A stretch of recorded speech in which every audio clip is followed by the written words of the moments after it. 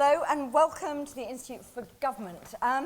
Usually say when I share things here that this is a real pleasure, but actually today it really is an enormous pleasure to be able to welcome you all to the launch of Tom's new book. Now you'll have noticed in a deliberate change to the programme that I'm not Mark Easton, I'm Jill Rutter, I'm one of Tom's colleagues at the Institute for Government. Those of you who've watched any of the news and don't read The Sun or The Times will have noticed that today Mark Easton is tied up in the aftermath of yesterday's Hillsborough verdict. So he's very sorry that he couldn't join us tonight. No, he'd been very much hoping to be here, so I've stepped in to chair tonight. When I first came to the Institute nearly 7 years ago, I met Tom for the first time, and Tom said, oh yeah, well, as well as working here, I'm writing a book about crime policy, and here are the first 3 chapters. So it's an absolute pleasure that 7 years later, I'm here to chair the launch of Tom's new book.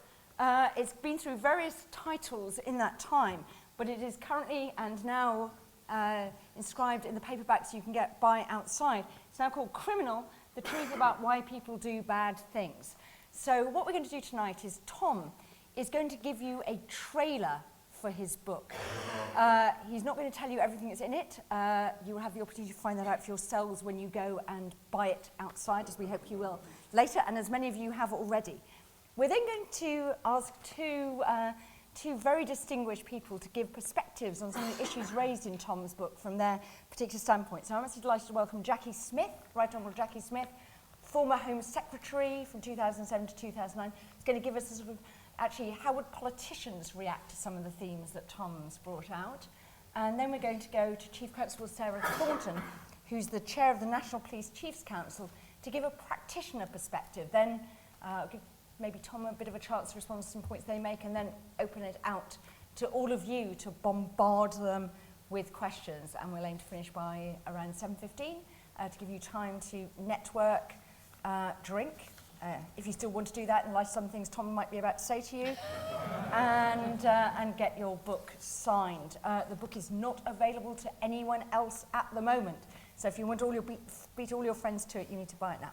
So without further ado, I'm delighted to pass over to the author of Criminal, The Truth About Why People Do Bad Things, Tom Gash. Thank you very much.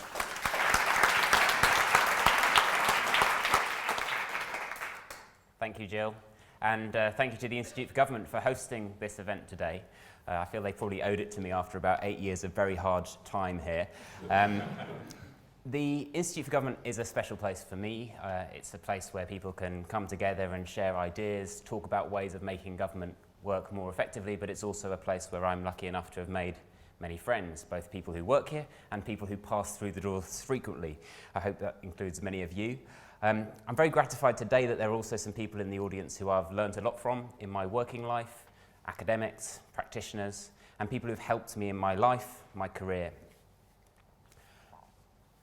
My purpose today is not to cover the whole terrain in the book, you'll be relieved to hear, because it's not small, but to persuade you that we can actually make small changes in policy that can dramatically reduce crime.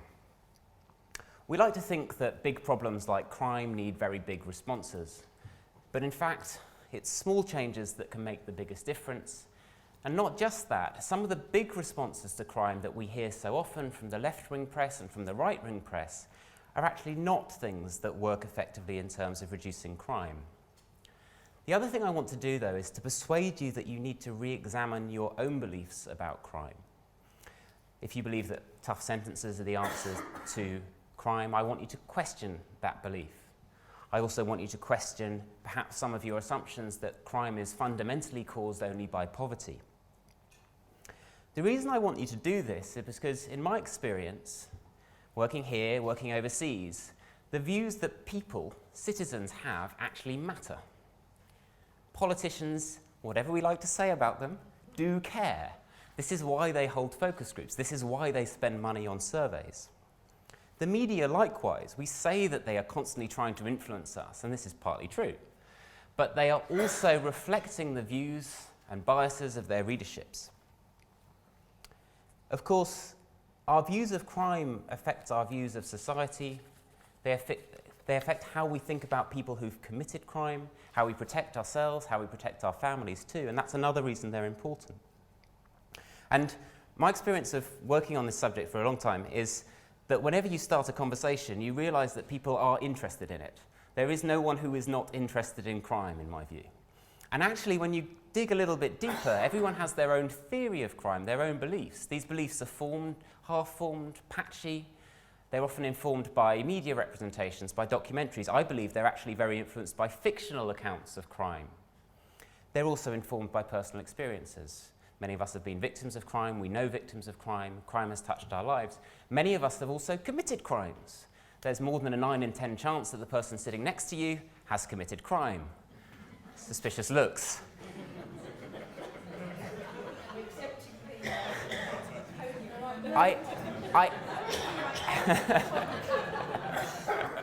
So I actually hope that it's more than 9 out of 10, because if the research is anything to go by, the people who don't commit crime are really quite odd. Now, some of you will have had a chance to reach out for wider information than the sources that bombard us daily, and to go beyond your individual experience for broader views of crime. Some of you have worked surrounded by it. And I believe actually all of us have a duty to go beyond what's pushed on us in terms of views about crime and its causes. Because I think that we can have a fuller understanding of society, of crime, of life, if we understand why people do bad things. And if we manage to dull the cacophony of noises about what we should think about crime and take a little time to consider the facts. I've had a lot of time to spend with the facts about crime. And one of the things that most impressed me when I joined the Prime Minister's Strategy Unit in the mid-2000s was a study that I found by Pat Mayhew. I think Pat was hoping to make it today. I don't know if she's here. We've got Gloria Laycock, who's another person who was probably working with her at the time of the study. But this study was about motorcycle theft in Germany. Now, in 1980, Germany had a phenomenal problem with motorcycle theft. Every day, about somewhere between 400 and 500 people would walk out of their homes or out of their workplaces, or they'd be socialising with friends, and they'd suddenly find their motorcycle was missing. This is 400 to 500 a day. 150,000 motorbikes were stolen each year. This is the equivalent to every single motorbike in Birmingham getting stolen. Now, something fortunately changed, and what changed was, over time, we started to notice those trends differed. So Pat Mayhew and Ron Clark noticed that the trends were ticking downwards. So by 1983, that crime had fallen by a quarter. By 1986, motorcycle theft in Germany had fallen by 2/3. This is a pretty significant change. If you imagine that sort of change applied to a crime that you particularly care about, you can think about what a dramatic impact that would have. But when we think about the reason for that, it might surprise you. This wasn't about tough sentences. It wasn't about changing inequality or poverty. But it was about the Germans' newfound passion for road safety. What Germany had done in the late 1970s was started to recognise that the number of deaths on their roads was unacceptable. First, they introduced seatbelts in the front seats of cars. And then they decided that all motorcycle riders should wear helmets. What happened? Well, in my view, and I think the views of the authors of this study, it's pretty clear that what happened was that motorcycle thieves didn't have the wherewithal to take a helmet with them when they went out to nick a motorcycle. And when they did find themselves tempted, they were put off by the prospect of the random stop when they were driving without a helmet. 100,000 people each year were sufficiently influenced by that tiny change to not commit a crime they would have committed previously. In my view, this actually is not just a sort of weird example, a weird sort of serendipity. It's actually something that teaches us some fundamental lessons about the nature of crime. First, it's opportunism and lack of planning. And this is not the only crime type where you see that actually in-the-moment decisions on one day versus another can switch whether people commit a crime or not. Again, I think the example is important because it shows the possibility of dramatically reducing crime without resorting to tough punishments and without looking at some of the factors that we think matter in terms of poverty or inequality. And I say that particularly because we can be pretty sure that people didn't go off and nick other things instead. This isn't about people crime, in my view, in general, is not about people trying to earn a specific wage from crime. There may be a few people like that, but for the bulk of people, crime is an incidental activity to their daily lives. They're perhaps more willing to bend the rules than you or I are. Some of us are quite willing to bend the rules as well, as I said. But fundamentally, you can change those in-the-moment decisions, and that's fundamentally important. Car crime remained stable throughout this period as motorcycle theft fell. In addition, cycle thefts fell dramatically throughout this period. Now, I found lots of other examples in my book where small changes can make a fundamentally large difference to trends in crime. One of the examples that's most powerful, I think, is around car theft, and the fact that in the UK now we have about a sixth of the level of car crime that we used to. Another example is metal theft, where we had a real surge in metal theft, which was causing untold harm, actually. One of those very frustrating crimes where in the late 2000s and early 2010s, it was causing untold disruption, but really frustratingly, because actually for criminals, they didn't make a lot out of this, but we lost Henry Moore statues, church architecture, incredible things of sort of cultural heritage, and all for someone gaining a few quid from some melted down scrap. I cover those in the book, but today, to reinforce my point that small changes make a big difference, I'm going to bring to attention an example Jill has mentioned, which is alcohol-related violence. Now, we've got drinks outside, but I'm trusting you to behave. In Britain, and it's not like this in all countries, drinking is associated with rowdiness. We tend to like to act up when we have a few. We're not the only country that does that. Professor Richard Wortley is the Director for Crime Science at the UCL, and he's Australian, so he knows a thing or two about drinking. He actually knows a thing or two about drinking because he has been working with a number of colleagues and collaborators in Australia looking at patterns of alcohol-related violence in Surfers Paradise.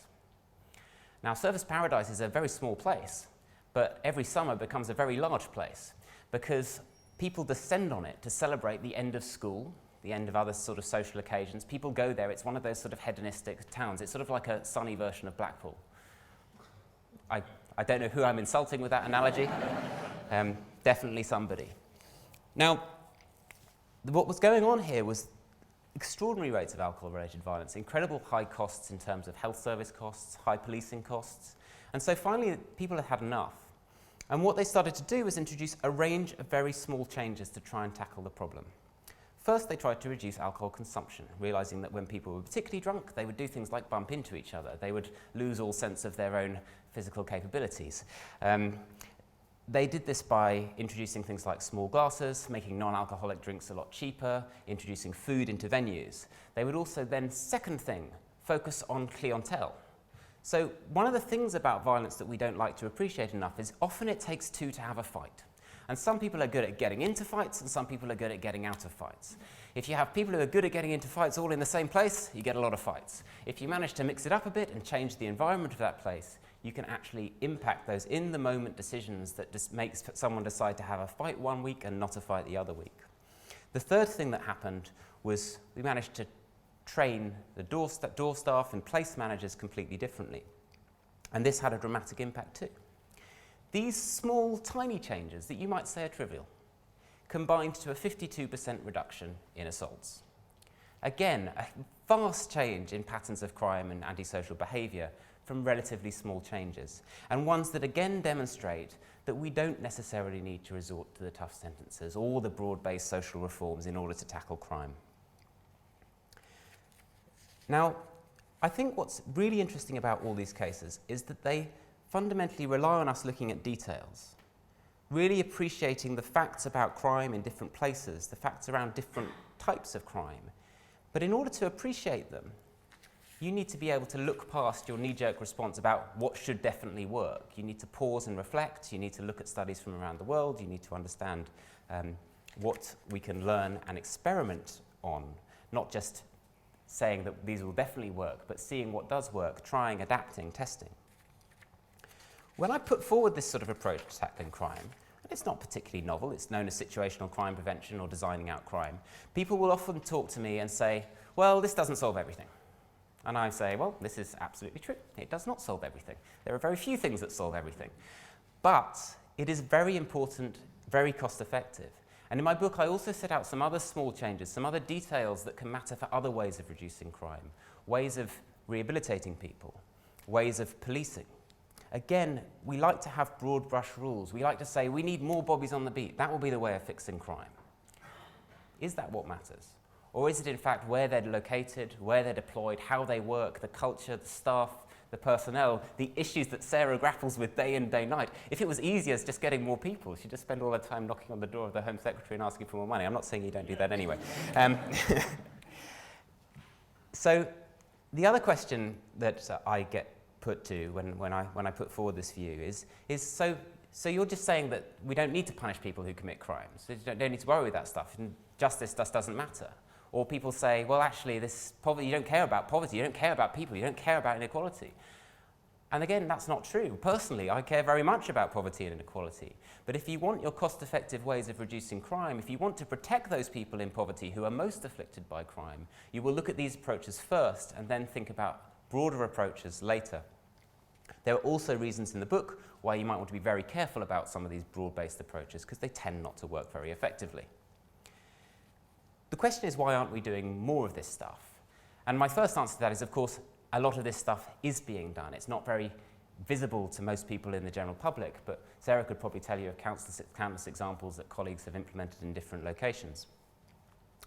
The other thing I'd say is that it's quite hard, because you need to suspend that knee-jerk response to do something that the public sort of want you to do very much, like increase the sentence. When a child commits a crime, reduce the age of legal responsibility to make sure that person can be punished very effectively.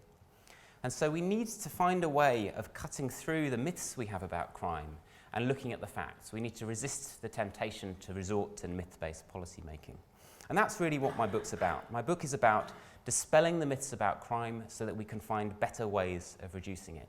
There are lots of myths in there, myths about bodies on the beat, the myth that immigration automatically increases crime, myths that biology determines our behaviour.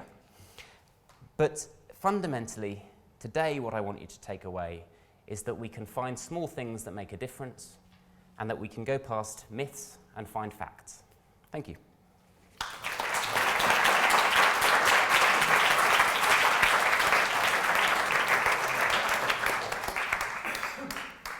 Okay, before I just turn to Jacqui Smith, can I just say, if you want to join the Twitter conversation about this, hashtag criminal book. We did debate having hashtag criminal gash, but we've opted with hashtag criminal book, so as not to libel the present. So I'm going to turn to Jacqui Smith to find out whether this is really sort of, what politicians go into politics to do and to become Home Secretary for. Jacqui. You can sit there, or you can move to the podium. I'll move to the podium, and I shall answer questions from my seat afterwards. Jill, thank you, and Tom, thank you very much as well. One of the good things about no longer being Home Secretary is that you actually get the opportunity to read books, and I can strongly recommend Tom's book. I found it enormously interesting and enlightening. And what I want to do in response is just to sort of, I suppose, identify what I thought were some of the key messages to take up Jill's offer to reflect on the way politicians think about crime, and to just talk about 2 or 3 conclusions I draw from Tom's analysis for policy.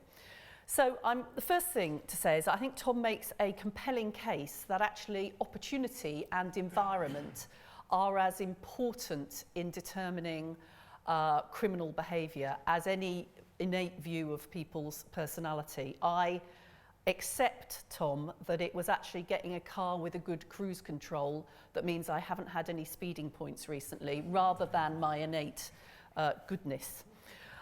Secondly, and Tom touched on this idea about the development of whether or not there's such a thing as a criminal career. Actually, I think Tom makes a strong case in the book that people can change and do change the nature of their behaviour throughout their lives, that a criminal career doesn't necessarily have to be forever. And actually, significantly, the more we recognise early experiences as a potential driver of future criminal behaviour, the better it will be. And thirdly, that the solutions to tackling crime rest certainly not only with police and criminal justice agencies, but much more widely with a range of agencies and in fact individuals as well. So what does this and Tom's analysis imply about politicians? He talks about, and I know Jill has also talked about, the nature of political life as being very here today, gone tomorrow. For most Home Secretaries, their tenure is relatively short. You rarely hear people saying, I've come into politics to make small changes. It's all about, you know, making a difference and having a legacy. That does mean that short-term approaches and big gestures are likely to be more attractive. There is a fundamental problem with national government and with the Home Office, that what you do at a national level is you legislate, and therefore things which are not dependent on legislation seem much less attractive. But actually, I wouldn't underestimate the pragmatism of ministers. You're right, I think, Tom, that actually what people are most interested about as a minister is things that work. And quite often, some of the large gestures actually provide cover for some practical initiatives that are actually likely to be quite influential. Rhetoric doesn't always match action, and in a good way. And I've been slightly frustrated about my own party, about the last, in a lot of ways, but in the last election, that really crime was not a major political issue. But perhaps this is an advantage, because when crime isn't a major political issue, it actually provides a space for smaller interventions to happen. So what are these policy conclusions I then draw? Well, firstly, I think Tom makes a strong argument about policy action being necessary upstream in terms of changing the environment and the opportunity for people to actually commit crime. And I wonder, for example, if we may already have missed an opportunity to design out e-crime, for example, which certainly seems to be something which is taking more attention and is gaining more prevalence. It would be a mistake in terms of this analysis to focus on traditional catch-them-at-it approaches and ways of designing or redesigning the police in order to focus on e-crime, when perhaps what was necessary or is necessary is to find a way to design that out. I am proud of the time that my advisors dragged me as Home Secretary to a meeting with the mobile phone companies when they explained to me, my advisors, that what was coming was the ability to use your mobile phone to pay for things. And I said, I can't work out how that would work. And that therefore, what it was quite important for a Home Secretary to do was to gather together the mobile phone companies and emphasise to them the importance of building security into the ability to do that. Now, one of the problems with being a politician is you move on before you know whether or not what you did had an impact. But that strikes me as being something that I should be pleased that I did. Secondly, national government is not famously good at cross-agency and practical work. I did on, it is possible if you are a national politician to convene a group of people to look at an issue. I brought together a summit on burglary that included retailers who could provide support to homeowners on practical forms of security, that had organisations providing handyman services to help people improve their houses, that had the NUS working with students who are notoriously victims of burglary. One of the reasons, of course, for doing that was to bring people together, but it was also, frankly, because a summit made a better news story about burglary than having to respond to the questions, who's to blame and how tough are you going to be on them? Because you're right, Tom, there is an enormous pressure on people in the political world to answer those questions. So I think actually there needs to be much more emphasis in policy making, therefore, on the local, where it is much easier to bring together practical interventions. And this is where, in some ways, whilst I agree with Tom that the number of bobbies on the beat is not the most important issue, I'm very concerned about the hollowing out of neighbourhood policing, because it strikes me that if what you want is practical work on a local level, bringing together a range of partners, including that vital partnership with communities and individuals who can work alongside you as the police to report crime and to act as a witness, downgrading and hollowing out your neighbourhood policing teams is a bad option.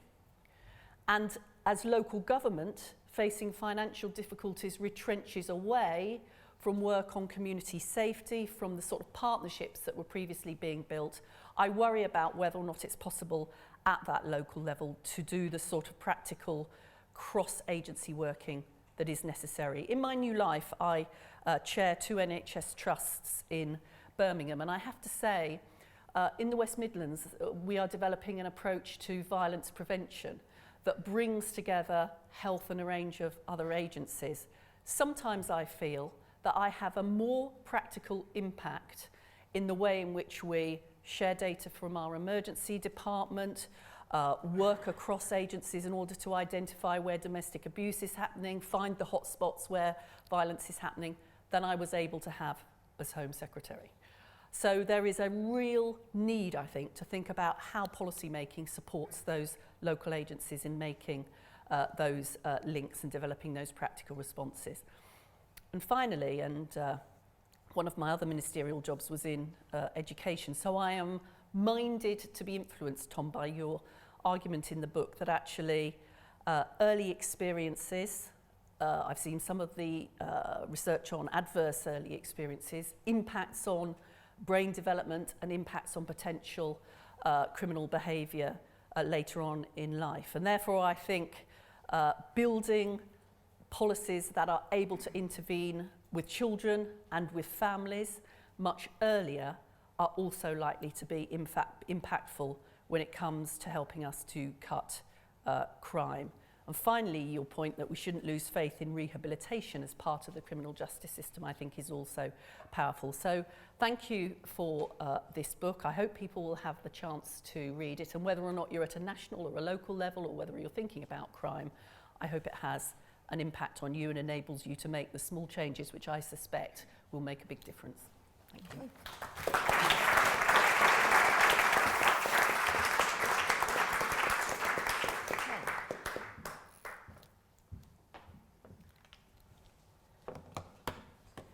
Good evening. Well, I think from a practitioner's point of view, Tom, the first thing I'd say is I largely agree with you.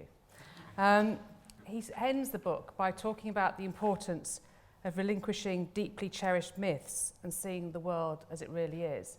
And I think that's true when you're talking about criminality across the board, but it's particularly true in the world of policing and amongst police officers. The other thing that struck me is that the bibliography for this book is a good reading list for anybody who aspires to be a modern police officer. So well done. But I was going to pick out 5 points that you make in the conclusion, and I promise you I haven't just read the conclusion. The first point is, and it's one that Jacqui alluded to, and as did Tom, about the importance of looking at the detail, looking at the patterns, and not coming to superficial conclusions. It reminds me, you know, the story of the drunk, the police officer's on patrol, he comes across a drunk who's bending over in front of underneath a lamppost, clearly looking for something, and the police officer says to the drunk, "Sir, may I help you?" He said, "Oh, I've lost my keys." He said, "Well, where did you drop them here, sir?" "No." He said, "But it's where the light is." And the point is, we often look to solve the problem in the wrong place, because we look in the most easy place. We look where the light is rather than actually where we drop the keys. And I think that's true of police officers, it's true of police and crime commissioners, civil servants, ministers. Jacqui, yes, sometimes there is thought behind policies, but sometimes I think it's just what the easy solution is. And I give an example, and I say this with some trepidation, but we're on the record on this. There is a concern that some police investigations last for too long, and I fully understand that concern. What that has been translated into in the current bill that's going through Parliament is a restriction on times of bail and a requirement for senior officers to review bail at 28 days and for the magistrates at 3 months. Now that creates such both a bureaucratic burden and a burden on the court service that there is a real likelihood that what will happen is that people be released from custody, not on bail, but still subject to live criminal investigation. And I'm not sure that that's a better place to be. Of course, the reason why that happens is the easy thing to restrict is bail, the easy thing to legislate for, but actually the mischief is lengthy investigations. And when you start looking at why investigations take a long time, actually it's sometimes because you're waiting for digital forensic material, you're waiting for third-party statements, you're waiting for things that take a long time to deliver. And I think you need to look at what's really causing the difficulty rather than just legislating in a rather blunt fashion. The second point that you make about the criminal justice system rarely being the solution to a lot of problems of crime, I think probably most people in the room would agree with that. It has got a really important part to play. And I never underestimate the declaratory role of the law to make it quite clear through Parliament what is and isn't acceptable. But actually, if you're really serious about crime prevention, it's the sort of things that Jacqui was talking about, working locally in partnership, whether that's on initiatives such as troubled families, working with local authorities, with schools, with the health service, all those sorts of initiatives I think have got to be part of the solution. You mentioned cybercrime, and it reminded me of some discussions we were having last week about the fact that actually the industry is quite immature, and we were comparing it with the banking industry. 30 years ago, if you'd have said to the banks that the onus would be on you to report suspicious activity in the way they have to, and to actually keep an eye out for irregular things, money laundering, they would have said, no, we can't imagine ever having to be in that situation. But as it matured, then it became obvious in a civil society that was an important issue. And similarly, I think in terms of cybercrime, the role of the internet companies, I think will mature and develop. We had a very interesting presentation last week from the director of the FBI, who I know spoke openly on the record about the fact that in order to download the material from those terrorists in California, they paid somebody £1 million to crack the Apple code. And the whole issue about how it's really important that industry does find proper ways within the law of cooperating with law enforcement. So absolutely, the criminal justice system is not the only solution.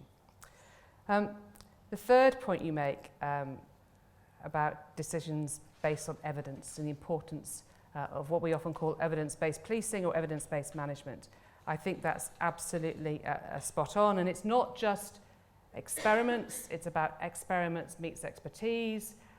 There's a terrible American phrase, pracademics, but the idea that actually it's not about what's happening in universities or what's happening on the ground, but it's actually how do you bridge those two, how do you make sure that you are building an idea of what works so you don't waste precious resource. That's really important. But it amused me as ever that you went back to the Kansas experiment. I got into a bit of trouble about this in the summer. You'll know that the idea of beat patrol goes back to the 1830s in London. In fact, one of the first commissioners, and you quote him, Charles Rowan, said that a constable should be able to see every part of his beat at least once in 10 minutes or quarter of an hour. And that was the kind of sense of what should happen in 1830s London. But that sense of patrol and the significance of that, of course, is something that British policing exported to the rest of the world. The problem is that we know that whether it's foot patrol or it's vehicle patrol, if it is random, if it is not targeted on hotspots, actually it's largely ineffective. And that's what the Kansas experiment told us in the 70s, and the evidence, frankly, hasn't changed much since then. What does work is hotspot policing, focusing on the issues, and there's significant amount of research which would say that's the case. Of course, I tried to naively maybe, or rather optimistically maybe, put this argument in the public domain last summer. And for my troubles, I got called variously a clueless and crazy cop. And maybe it's Jacqui's point. There is something about the evidence meets what the public want. And that sense of we police in a democracy, so public consent, public support, and public expectation is part of the deal. And the challenge we had last summer, and I think it's an ongoing challenge, is when the evidence doesn't sit comfortably with what people want? How do you have a mature conversation which doesn't frighten people, that doesn't make them fearful, but that actually says if we can get through this, there is a more effective way to police, which actually will make you safer. And I think that's a really important debate, and I'm glad that you are prosecuting. And I hope you're not called clueless or crazy. The fourth point is about the development of policy, and your point about the traditional approach that clever civil servants, normally in the policy bits of departments, think of ideas and then sort of throw them at policing or throw them at the practitioners. I think while that might still be the case sometimes, certainly in terms of policing, working with Home Office colleagues, working with police and crime commissioners, we are trying to develop what I call an approach of co-production. It's not easy, it's not straightforward, but if we are going to have a Vision 2020 for policing, and it's something we've developed, then at the moment all the police and crime commissioners are giving their feedback, Home Office colleagues have been involved in it. There are various constituent parts of policing, but it does make sense to have a different sort of approach which is much more inclusive, rather than somebody in the Home Office saying, this is the vision, now get on with it. But it's not easy, but I think the price might be worth paying. And the last point is that you refer to Nudge, which of course another was the must-read books of about 10 years ago.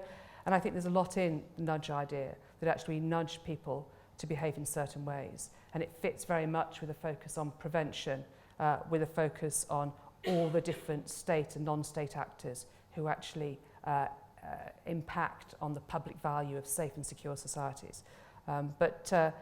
It reminded me though, and I'll just tie it up with this because I'm going to bring a few points together.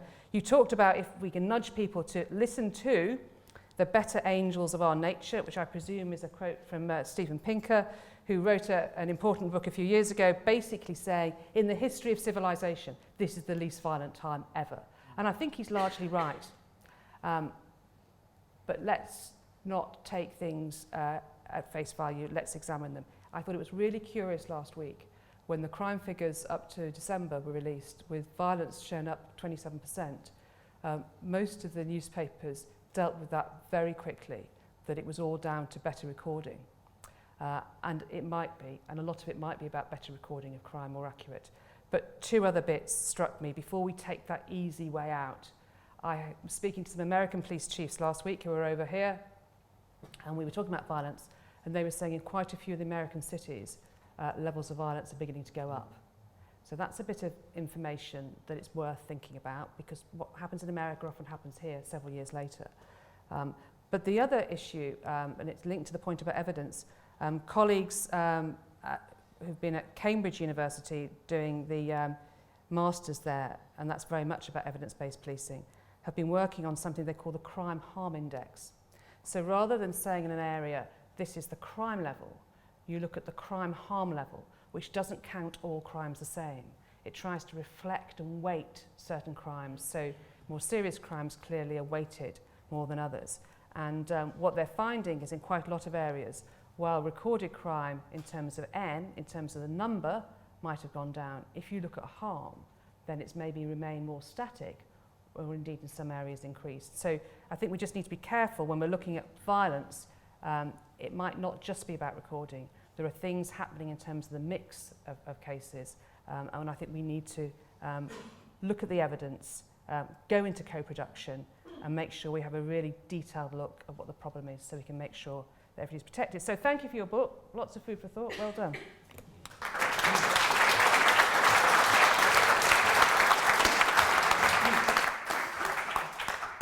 So Tom, just before we turn to the audience, so be ready with your questions. Going to come to you in a second. I just wondered if you might sort of pick up the sort of point that both Jacqui and Sara made about the sort of political environment. I mean, Jacqui sort of saying, well, actually, sometimes you needed to make the political gesture, but actually that could give you cover for doing some of these things. And do you actually buy the cover argument, or do you think that's reinforcing a sort of narrative that confuses?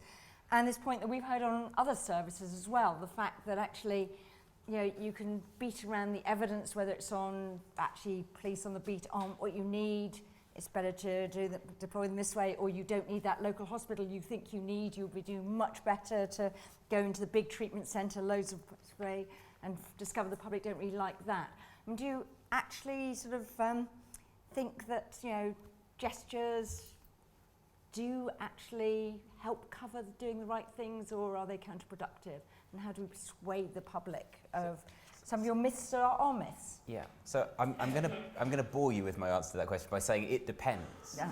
Because some gestures are cover, in sense that some gestures are just not implemented. So after Ken Clarke rather bungled an interview about rape and ended up saying some things that caused a lot of political heat, David Cameron came out the next day and effectively said, we're going to double sentences for serious crimes.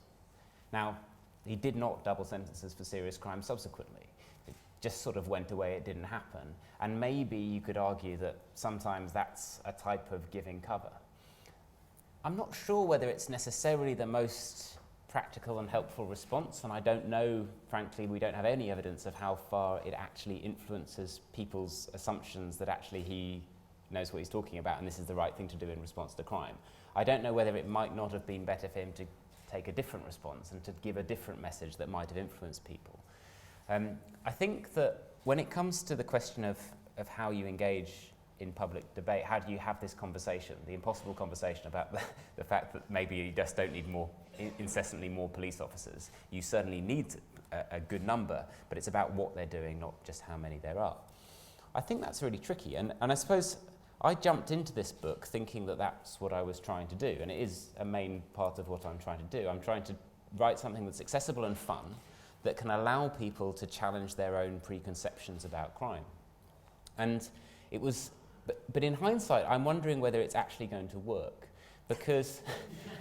Don't say that now, Tom. But let's see, right? Maybe I should set up some sort of experiment and test it, and we should adapt and see what happens. Because, I mean, one of the things that made me question this is just the number of conversations I have with people who have very entrenched emotional views about crime and its causes, and just that experience of how hard it is to shift that. So my prayer is that we can shift some people on the margin, that some people will read this book and think, actually, well, maybe we do need to reconsider some of our preconceptions, challenge some of these myths. But I think there are some people that are incredibly hard to reach, and I don't know how you connect with them. I've heard that some sort of different types of restorative justice interventions and other mechanisms can have more profound impacts, but I don't think, you know, a book's going to do it. I don't think an interview with a press broadcaster is going to do it. It's going to take something more profound in their lives that actually is going to have to achieve that level of fundamental cognitive change. Okay, let's go to the audience. If anyone's in the innovation room, which is not the main room, that's the title we give it, and you want to ask a question, do come in here. So anyone want to ask a question? We've hopefully got roving mics, yes, and just give us your name and we'll take them in a clutch of three. Yes. Roger Gray from the LSE, from the Mannheim Institute, the LSE. Very good stuff. I agree with almost everything all three of you have said.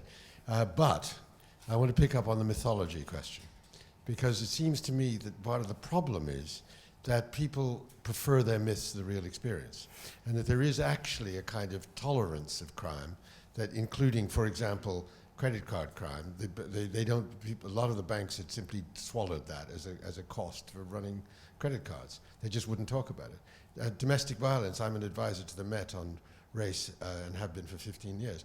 I've been picking up on domestic violence in black and ethnic minority communities. Why is it so hard to police? Because both the victim and the offender don't think it's a crime. They think it's a kind of normal part of their culture, and they wouldn't dream of reporting it because it's not a crime. And if you think about, you know, at business level and all these other, you know, the kind of fraud that comes out with Mitsubishi and Volkswagen and all of this, it's just tolerated, and it's below the radar of any of the kind of recorded crime or the narrative of crime. And it seems to me the problem, the Daily Mail narrative, you could say, and I love writing for the Mail and challenging the way you are doing here, but it's really hard. And I just wanted to, you're interested in your comments about I love all the small stuff and I really believe in that, but it has to speak to the narrative people have of somebody, you know, with a bag over their shoulder, a striped jersey and an eye patch. That's what criminals look like, not like you and me. Okay, we'll hold that thought about there are some crimes and other crimes or whatever. Let's go next door and then we'll come over to you. Yes. Yeah, thanks. Rob Beckley, previously of the College of Policing. One of my main roles until recently was trying to embed evidence-based policing in across the whole service. And I'll be interested, particularly, Sarah, in your thoughts as to have we reached a tipping point yet given there's people in this room who were advising on this some decades, well, only a few years ago, Gloria, and things like that. But we have have we reached that point when it will become part of the profession as opposed to something odd academics do? And the second point, you mentioned, Jacqui, the neighbourhood policing. Of course, that is where the evidence-based base is some of the strongest. And what do you see there? And that is a mixture of politics and economics. And how can that be stemmed? So, Rob, just to explain what's the evidence-based on neighbourhood policing?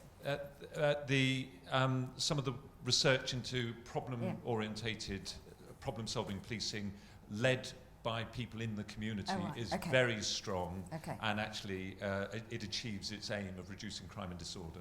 Okay, and let's just go over there and then come back to the... Yes. I'm James Kidner from the Royal College of Defence Studies. Fascinating presentation and very interesting sort of discussion about it. I'm puzzled that some criminal seems to have stolen your vowels from the flyer up on the left-hand side. But I want to come to a more serious point, which is how to explain. It sounds like what I would call a book that is written from an entirely sort of morally relativist standpoint. I don't want to sound like a dinosaur, but if I were to seek to communicate the sort of messages of this book to someone from a different cultural tradition that saw right and wrong as sort of absolutes and ordained from a sort of higher power than the inconvenience of losing your credit card, how would I do that? Is there sort of scope for righteous indignation in the margins of this? Okay, so I'll get Tom to pick up this point about whether he's totally amoral. And then I think I'll get Sarah and Jacqui particularly to comment on Rob. And I think this really interesting question of our views of the different nature of crimes, which goes a bit to your sort of crime harm index as well, of the things that we think are slightly victimless crimes. And goes into something we were discussing yesterday about tax avoidance, evasion, and actually what people thought that was and wasn't. Tom, do you want to pick up there? I mean, James's point first, as sort of challenge to your fundamental. This is the problem approach. when you put lots of clever people in a room. They ask tricky questions. So, I mean, the long and short of it is, I mean, in a sense, does it matter, right? So, lots of the stuff that we're talking about here is common sense approaches to reducing crime that are completely value neutral, sort of don't need values. I think it's a separate question how much you want to punish people for wrongdoing, how much vengeance you want in your society. And I think in a sense, you have to recognise it's also slightly an either or, right? So you can either spend your money on your retribution, or you can spend it on your prevention or your NHS or your defence or whatever else you want to do. And so I suppose the moral question is actually, can we justify ourselves spending money on punishment when we could save lives, protect people's property, make communities more healthy and happy? And so I suppose the morality comes into my argument on that side rather than being in terms of the immediate response to the specific incident. Sarah, do you want to pick up this point from Rob about whether we have now reached evidence-based policing? Is that where we now Rob are? was saying we're at the tipping point now. I don't think we are. I think there's an awful lot more to be done, both in terms of equipping officers to understand how to use evidence, because it's not straightforward. In terms of making sure that it's something that's valued in the organisation, whether that's, in promotion or whatever, and just getting people, culturally around to the fact that actually it is quite useful to look at the evidence. Now, we have moved massively, and technology helps an awful lot. A lot of officers now on patrol will have access to some sort of mobile data, and they'll be looking up the Police National Law database, as they work. In my day, it was you just try to remember the law all the time. So, it is professionalising, it is moving forward, but we're not at the tipping point in terms of evidence-based policing.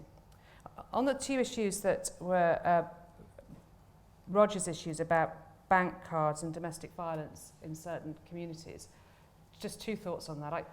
I think the issue about the banks absorbing the loss is maybe something which won't last forever. We know that later this year, the Crime Survey of England and Wales will have the cybercrime and the cyber-enabled crime, which includes all the frauds. We know from the sample last year that there was as many cyber and cyber-enabled crimes, including fraud, as there were traditional crimes. So in effect, the Crime Survey of England and Wales is going to double later this year. So I think that will send shockwaves. What I hope it will do is push lots of institutions, you know, all these non-state actors, in fact, like the banks, into thinking about prevention much, much more. So I agree that that's the case at the moment, but I suspect it might be very different in 5 years' time. In terms of violence in some communities, we did some work in Slough with the Police Foundation, which we published later this year, on trying to prevent violence, which was just endemic in some communities, not particularly domestic violence, but just violence amongst acquaintances. And I found the most shocking bit of that, not the crime maps with the dots, but the interviews with victims and offenders about the very casual, day-to-day approach to life, which included and tolerated a level of violence that most of us in this room would think was quite unacceptable. And so all your points about nurture, I think, are really well made. And they're not, it's too late when the police get involved. There's all sorts of things that are combined in some people's lived experiences that violence is just a way of life, and I think that we've got to tackle that together. It was quite interesting because in your book, Tom, you've got some examples of designing out sort of street crime, crime around drinking scenes in public. But apart from banning, you know, England playing in football matches, which some of us might be quite in favour of, but there's no sort of designing out domestic violence solution that anyone or approach that you seem to have picked up on. Is that? So, I mean, I suppose the natural corollary of my way of thinking and other people's ways of thinking about crime would be to say, okay, well, let's have a look at the patterns and where things are occurring and why they're occurring in detail. And one of the things you'll immediately realise is that in order for domestic violence to take place, you need an abuser and an abused. And of course, sometimes they replace each other, but sometimes they don't. So one of the questions, and there are lots of charities working on this, is how they can support people to separate from violent partners. And so that's exactly the type of approach that would work and does work. So I think there are things you can do about crimes that are private in the home, but I do think we're seeing something quite interesting at the moment in terms of crime, which is, in a sense, we always talk about, you know, the crime is this incredible threat that we're unable to get to grips with.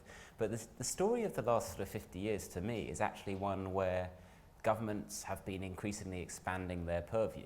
They've been increasingly getting involved in different areas of our lives. And the stretch into domestic violence, which I think is probably a good thing, is an example of the state getting broader. You see similar things happening around cybercrime, and that's becoming of more interest to the state and regulating those types of activity. And so I think there's this broader trend that's quite interesting. We sort of present the state as being very enfeebled, but actually it's asserting itself all over the place. And I think that probably has helped to civilise us in some ways. We probably do behave a bit better. It's probably got some big downsides as well and stops us doing all sorts of fun, creative things. But you know, I think that's an important part of our history. Jacqui, Rob, I think, directed a particular question to you about neighbourhood policing. Yes, which I will come to. Let me just respond to this, to the domestic violence point. I'm not, Roger, I'm not quite as, I don't think you were being fatalistic, but there was an element of your comments that suggested that public attitudes didn't move on in relation to crime. And actually, I would have thought the evidence was that people are becoming more concerned about financial crime and some elements of things that aren't yet criminal, but which people think should be. And the story of domestic violence surely is that people have come to recognise that as criminal activity when it was previously seen as something that was domestic and acceptable. And to be fair to Tom, Jill, I think he, in the arguments that he makes about the way in which people develop criminal behaviour, and particularly I think he talks about the idea of the strength of developing self-respect and self-control in quite young people, is crucially important for addressing some of the pressures around domestic violence. You know, it is, the argument for sex and relationship education to be compulsory in school is largely around identifying for very young people what is and is not acceptable behaviour and what is and is not reasonable for you to accept as a potential victim as well. Rob's point about, I am wholly committed to the idea of neighbourhood policing because I think both the evidence and my experience suggests that where you do have the ability to have local problem-based relationships and solutions, that is effective. So anecdotally, it was the fact that there was a neighbourhood police officer who I could walk beside and talk about the fact that local people had told me that the youths that gathered outside the off-licence ran up this footpath to escape when the police came round the corner, that enabled us to work with the council to put a gate on the footpath to help to solve that crime. This is not about, my own party is running a campaign for police crime commissioners that has the headline, "Protect Bobbies on the Beat." I wholly accept the argument that this is not about the numbers of bobbies on the beat, but it is about having sufficient people with the right skills to be able to engage in that problem-solving, neighbourhood, partnership building, including with local communities, approach to neighbourhood policing. And incidentally, I subscribe to evidence-based policy, but I'm also interested in where the evidence or the intelligence comes from. And actually, local communities are quite often experts in where the victimisation, the antisocial behaviour and the criminal activity is happening. And if you don't have a way of engaging with them, you won't get the intelligence to enable you to focus your resource. I will just say in relation to James, I don't think your argument slightly, pragmatism is amoral. I think Tom responded quite well to that. However, I will say that I do also, I think Tom talked about the declaratory nature of legislation. I slightly downplayed the significance of legislation. I think there is a moral and a signalling role that is played by the state saying there are certain things that are unacceptable. And actually, that is quite a strong argument for legislation. Sometimes pragmatists like Tom criticise policymakers and politicians in particular because they say, oh, you're just sending a message with that legislation. Yeah, too bloody right. You're sending a message, actually. Okay, there's loads of people who want to come in, so we're going to do another round of questions and we'll try and keep some answers short. So let's do, lady just in front there has been very keen to come in, and then we've got a clump of people over here, and then we'll do a clump of people here. Yes? Just listening to what you've been saying, sorry, my name's Laura. Thank you very much. It's been really interesting to listen to all of this. How will you prevent a postcode lottery in terms of crime, in terms of why people do bad things with the shifts and what's happening with local authorities and that kind of thing? And secondly, you talked about people having bigger things that they hold in their mind. The myth that crime does pay and that if you've got a bit of money you can get away with it is still in our papers even today, and that is something that's big on the agenda at the moment. And people do bad things because they think they can get away with it, especially if they've got more money. Okay, we've got lots of questions. So Tom, you debunk crime pays is one of your myths, so do you want to quickly debunk that while we move the microphone forward? Yeah, I mean, it's not that you don't get money from committing crimes, but I think for most people who are sitting in our prisons, they will obviously tell you that they don't. It didn't quite work out for them, and the fact that they give up eventually is sort of an indication that, and this is true actually. I mean, I remember meeting a drug dealer who was had actually done quite well, and there are very few of them. So he'd managed to survive for a little while, but he was desperate to sort of do something else, and actually I think the police ended up setting him up as a music producer or something, which is exactly the sort of thing the public wouldn't want to hear about. But even people who sort of made it in the crime world want to get out because it's a stressful life. And if you speak to people who are in gangs or are involved around that lifestyle, eventually it's just like, this is really, really hard, and I have to hang around with people who are volatile and might commit violence, and so it's not good for the bulk of people. But your question is also, I think you were talking more specifically about the people who are at the higher end and can afford to protect themselves, can do things. And I think one of the things I do in my book is I talk about businesses and the crimes that businesses commit. And actually, I think they are an exception to my argument that deterrence doesn't work. Because if you're very carefully calculating the odds of different business decisions, well, then you can bet that someone's going to put those consequences into a spreadsheet, and they're going to think about what they might be and think about fines and penalties. And actually, again, this is something that's beginning to shift. And I think the big fines that went to HSBC for involvement in money laundering, for example, in my book I talk a lot about the trade in illegal tobacco, which was effectively sponsored by tobacco companies. I think that's a shift, and a welcome shift, and I think we could probably think about more, because in a sense we do a lot of the rational deterrence for the minor stuff where it doesn't work, but not enough for the stuff where it probably could. Okay, and we'll come back to your postcode lottery question. Yes, let's go down the road. Okay, I'm the first of the clump over here. Richard Harris, former Home Office civil servant. Jacqui made the point that crime is a complex social issue, and Sarah made the additional point that, of course, how we measure crime, things like cybercrime and the harm caused by crime, adds a further layer of complexity to it. And Tom was actually quite pessimistic about the likelihood that some of his recommendations would be adopted. But actually, I wanted to come on to that, Tom. If all the ideas in your book are adopted, by how much and how quickly will crime fall? Okay. We might park that official out of the Home Office. I was going to say, we might park that on Planet Rhetoric, but yes. No, it's good, it's good. I like the question. Tom, answer if you can, think about it, yes. Hi, my name's Dominic Williams, and I work at St Mungo's, which is a homelessness charity. Used to be at Revolving Doors Agency, which is where Tom and I met and chatted some time ago. We know when we look at the profile of people who end up repeatedly in prison, that their demographic or their needs don't match the rest of the population. There's some very distinct patterns there. And I'm wondering what you said in your book about the small changes that might make a difference to that group of repeat offenders who do seem to be, it's not just about the circumstances they find themselves in the day. Yeah. Okay, and next, Joseph. Joseph O'Leary from Full Fact. I'm quite interested in the political side of this, in the sense that you can look at figures that suggest the general public have almost never felt crime is less of a national issue, apart from the 2011 riots we had. And we had 15% turnout last police crime commissioner election. And I think I'm right in saying that people have more concerns about crime going up nationally than they do locally. So I suppose the first question, perhaps possibly to Jacqui, since she touched upon it, is there evidence to suggest that on a more specific level people do care about this and that interest is growing?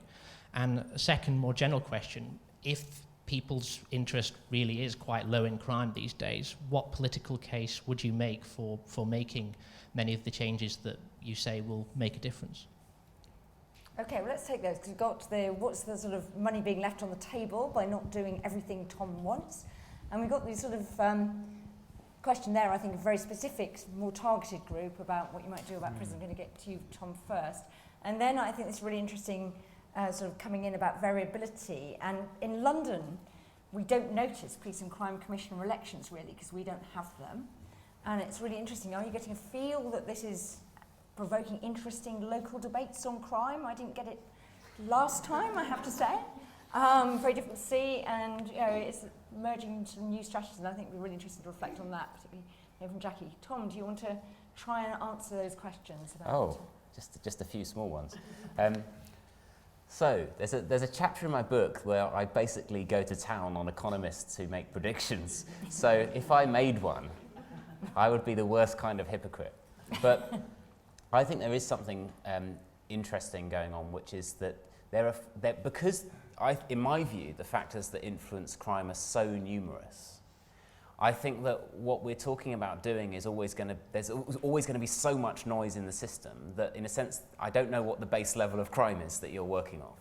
But you can always do things. You can always look at the patterns and think about what's causing crime, and you can do something about it. So I don't even know actually whether crime will go up or down, right? So well, who knows? I mean, I think Sarah's right to point out there are some really worrying signs around violence. What exactly might be driving that? Murders are about half the rate they were 10 or so years ago, but they are now ticking up. And that's extremely concerning. So we can never be that confident about what will happen. And I think one of the things that happens with crime is people tend to go by what's happened in the past. We tend to say, well, crime fell over a long period, so it will carry on falling. And I think that's probably a safer bet than saying the opposite, but I think it's difficult to say it's true. So I think that's my answer to that one. On the, it's not a very good answer.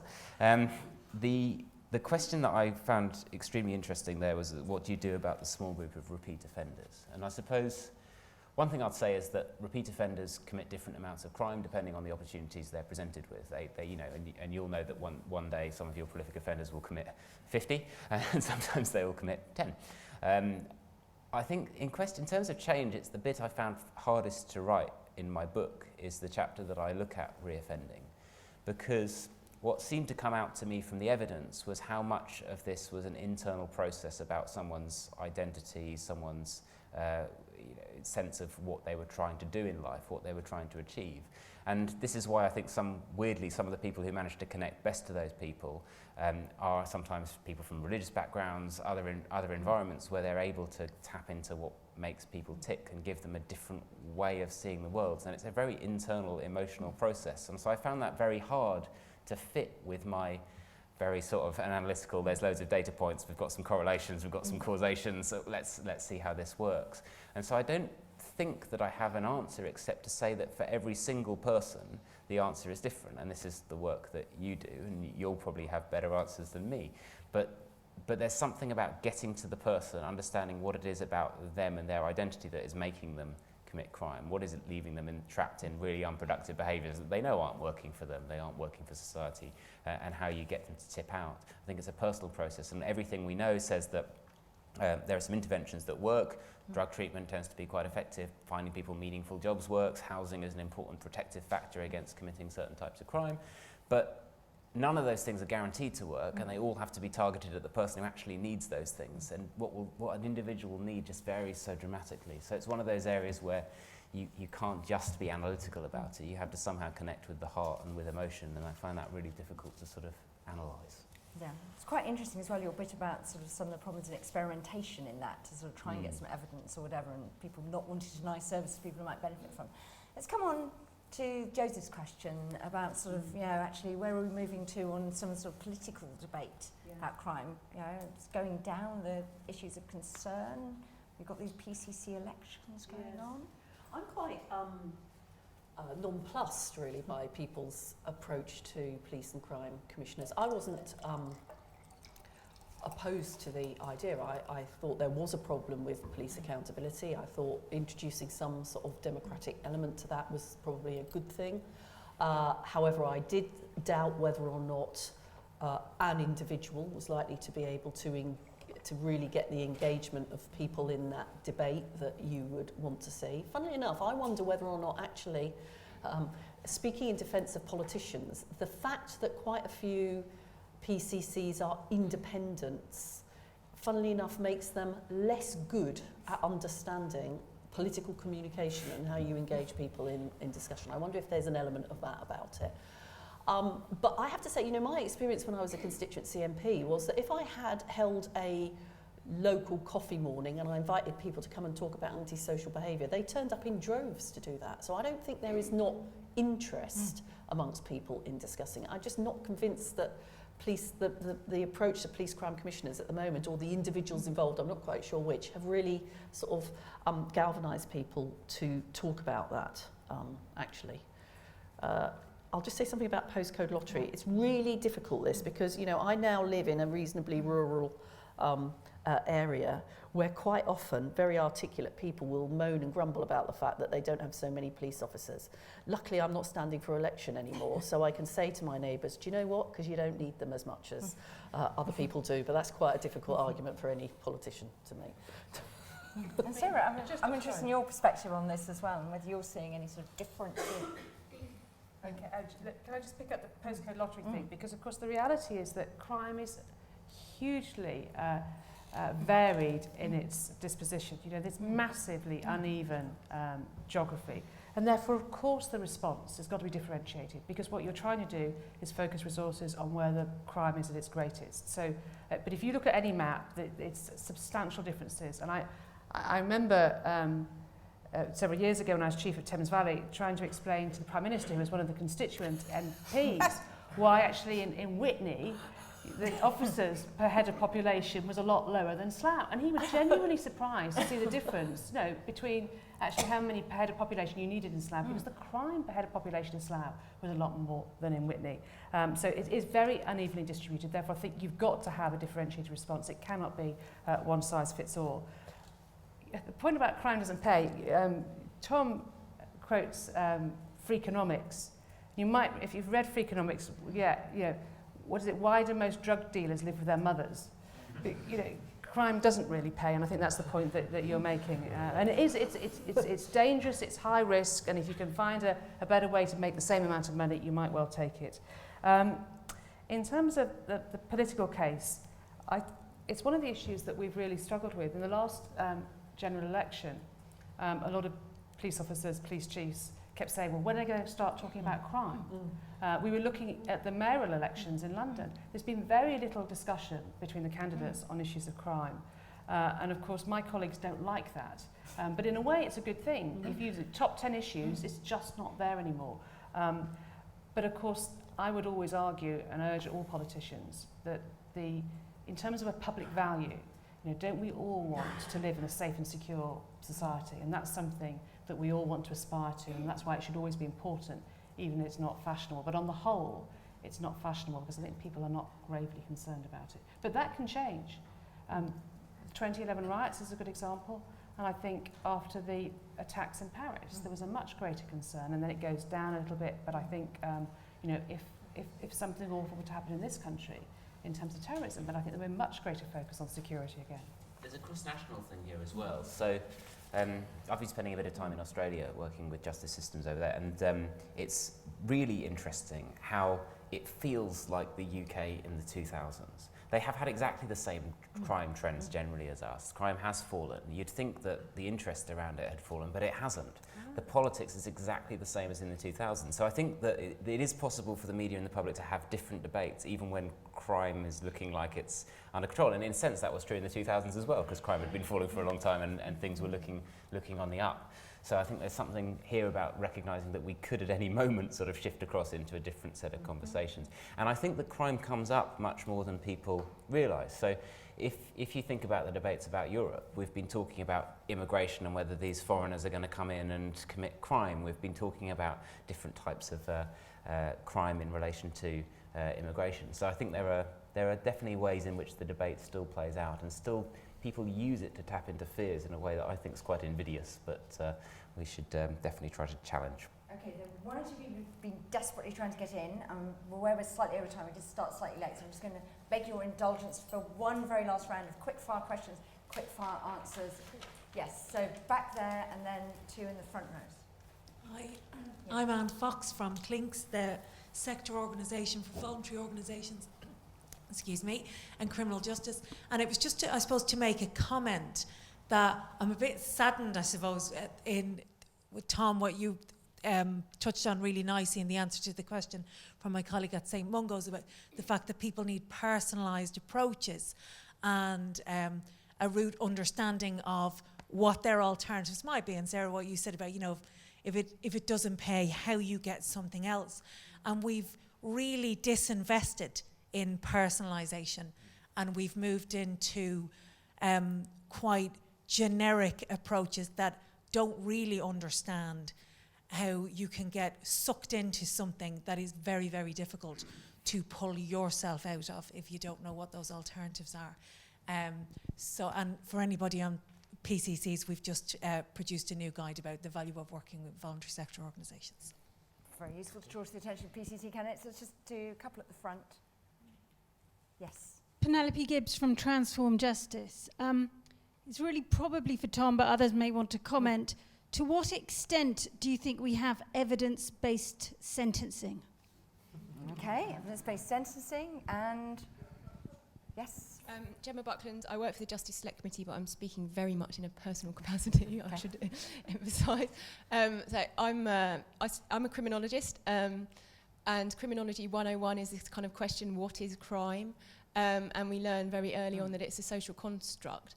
And so kind of tying together what a lot of people have said and Tom's comment about whether these myths are kind of actually quite intractable and the fact that you're saying that 9 out of 10 people commit crime, I think it's important to think about that and the fact that we turn to the police and the government and politicians who legislate profusely and expect that they're going to solve this problem for us rather than thinking actually everybody's doing it. I'm not talking about sort of serious offences, obviously, but trying to think about crime in a different way and not something that needs to be solved all the time or that we need to turn to somebody else to fix. And it pervades a lot of our culture. I've got a 4-year-old and cops and robbers and superheroes and all of those kind of who are the goodies and who are the baddies is a huge aspect of our culture that we need to rise above if we're going to get beyond these myths, I think. Okay, that's a great point to end. I'm going to go down the panel and give Tom, as the author, the chance for last words. So, Jacqui, would you like to kick off reaction to any of those questions? I mean, my reaction to Anne's question is probably just to sort of share your sadness about the, you know, this was part of the argument I was making, I think, that I believe, and I think Tom's book outlines the fact that we won't solve crime unless there is a very broad partnership that includes voluntary sector interventions in a much more personalised way than it's going to be possible to do. So I think you're absolutely right. I'm afraid, in a position to tell you what the answer to, well, I have some views about what the answer is, but you know, I'm not able to deliver them. Sentencing. Of course. Home Office doesn't have any you don't do no that, responsibility. Somebody else's job. Yeah, I told you government was not good at cross government. Must have some views though, Jacqui. I suppose my view is that I don't dismiss the significance of. I don't think Tom does dismiss the significance of it, but I think for some of the reasons I suggested earlier, there are some problems with sentencing and with public acceptance of it. That we haven't yet managed to work through politically and solve the public on. And I don't necessarily think, Gemma, that everybody does do crime. I think Tom's pointed out that quite a large number of people do. And I suppose, given the sort of passion I hope I still feel for neighbourhood policing, can't you get your 4-year-old, instead of playing traditional cops and robbers, to play sort of neighbourhood police meeting? I want to see that happening. That's a great idea. Okay, that can go in along with the book on cooperative games and things like that. Sarah. To pick up on the first point about prisons and the sorts of backgrounds that most people who end up in prison have, and the figures, as you know, are horrifying in terms of people with mental health issues, inability to read, drug and alcohol problems, quite significant. But I've got to say, I've been quite encouraged by the government's proposals around prison reform, around the focus on health, on education, on meaningful work. I think that's got to be part of it, because going to prison is the punishment. Being in prison shouldn't be further punitive, in my view. And I think that's the kind of the government policy. If Michael Gove can land that, I think that would be fantastic. The second thing, that you talk about voluntary organisations, I went to a meeting in Oxford about 4 weeks ago where there were quite a few people talking about work with offenders. And the staggering issue, of course, is that most people, and they were talking about they've been up to Bullingdon, which is the local prison in Oxfordshire, and something like 80% of people who were being released from Bullingdon did not know whether they were going to sleep that night and certainly had no hope of a job. And what struck me was how many great voluntary organisations were working with people on this problem. You know, they're going to be back in police custody pretty quickly if you've got no money, nowhere to stay, and no work. So I think there is a real issue there. So I'm hugely sympathetic to that. I think what I was trying to deal with was the myth that crime pays, and if you can become some sort of super criminal with lots of gold and bling and everything. Actually, that's not the reality of crime. It's pretty desperate. I don't want to talk about sentencing. I think the narrative about goodies and baddies is hugely problematic. What we know about crime is that often victims are offenders and vice versa. And it's not this idea that there are sheep and goats. Actually, we're a bit of a hybrid, and we need to think about it in those sorts of terms. I mean, particularly in the most deprived areas. You know, it's not that straightforward. So Tom, one of the sort of central themes of your book is that we're locked into two competing narratives about either heroes and villains on the sort of slightly right-wing, one of good guys versus bad guys. Other side, it's victims and survivors there, and actually neither of them particularly helpful necessarily in understanding real things. So maybe we should be tackling the idea we can solve crime. Yeah, well, that's great. I mean, so I basically just going to agree with Gemma and Anne, and then I'll answer this question of evidence-based sentencing. It's really hard because this evidence about what? Evidence about its impact on crime. Well, my book says a lot about how ineffective lengthy prison terms are in terms of reducing crime. They make a tiny bit of difference, and let's not pretend that there aren't some people that we definitely want to have in prison. There are, and I think one of the victims and survivors myths that I talk about is the idea that actually everyone, you know, no one needs to go to prison. There's not a problem with that. There are some people who reach the stage because of failures in society more broadly, that is the only place where they really should be. The question about sort of how we can make evidence-based decisions is very complex, because we fundamentally have to consider that public opinion point as well, the public satisfaction, the vengeance factors, and then I don't know how to do it. So in a sense, I'm stumped on evidence-based sentencing, because I know the evidence says that we shouldn't waste too much money putting too many people in prison, but I'm not sure that we necessarily have the evidence about what the public will accept, what they want, and how we balance those two very, very different competing objectives for justice systems. Okay, and do you want to say anything about... Final words, buy the book. Oh, right, okay. Okay, so you've got that... I think we designed in a system where you have to exchange money in return for your autograph from Tom. Remember, this isn't on sale, so if you want to dazzle everybody at whatever you're doing at the weekend, you can only do it by buying the book, emphasise the book outside. Now Tom will be there to sign. I just wanted, before you do that, thank you all for coming and being such an engaged audience. I apologise for running slightly over. It's partly because there's so many people who want to come in with questions. Apologies if I didn't get to you. And to thank our terrific panel for... Yes, thanks so much.